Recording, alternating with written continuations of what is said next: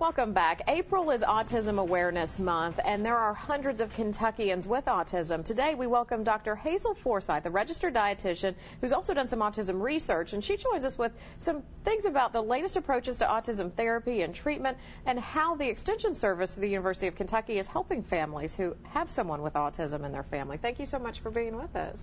You're very welcome. And this Awareness Month for Autism, we hear, how common it's becoming, how many children are being diagnosed with autism and adults dealing with it as well. And what is it that the Extension Service is doing to help families manage the condition?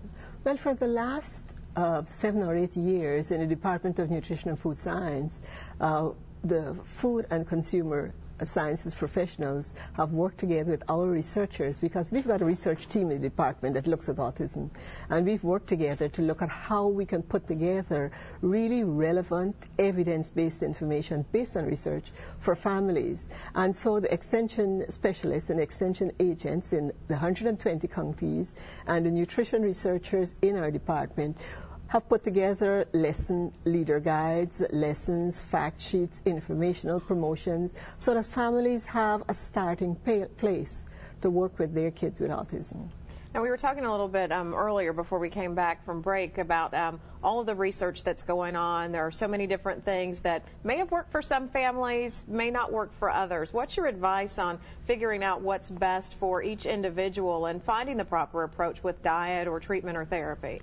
Well, part of what we really believe is the individualized approach. Kids with autism are so different. I have a son with autism, and as a dietitian, when he was growing up, he had so many food aversions, so many foods he wouldn't eat, that I went into this whole program of how to make him eat those foods. Now you have to be really careful about what you wish for. Now he's 6'2" and 200 pounds. I'm regretting that I spent so much time feeding him.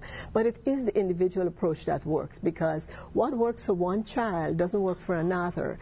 And parents need to have an assessment done on their child to determine what's missing, because we think if we can fix the basic nutritional problems, whatever's left over may be related to autism. So until we know from a dietary assessment what's missing in this child or what this child is getting too much of, it's really difficult for us to say, here is a blanket treatment, here is what you should be doing. These are the dietary supplements you should be taking. These are the foods you should be eating. It doesn't work for all families. And if folks are watching now and want more information, you mentioned extension agents in all the counties will be able to help with this?